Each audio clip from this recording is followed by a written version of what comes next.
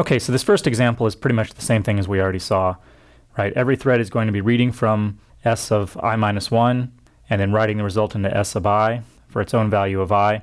And there's nothing in this statement to guarantee that all of these reads complete before any of these writes complete. And since they could be, one thread's s of I sub 1 is another thread's s sub I, then there's absolutely the potential for collision here.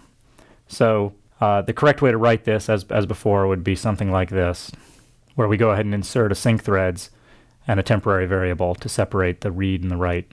So what about this second example? Here, what this if statement does is it basically ensures that only the odd threads are going to try to read from s sub I sub 1 and write to s sub I. So if you think about this, thread 1 is going to be reading from location 0 and then writing to location 1.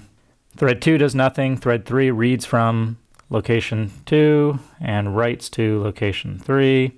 Thread 4 does nothing. Thread 5 reads from location 4 and writes to location 5, and so on. So in this case, there are no conflicts, so this code is actually correct, even without any additional internal sync threads. And our final example is again not correct.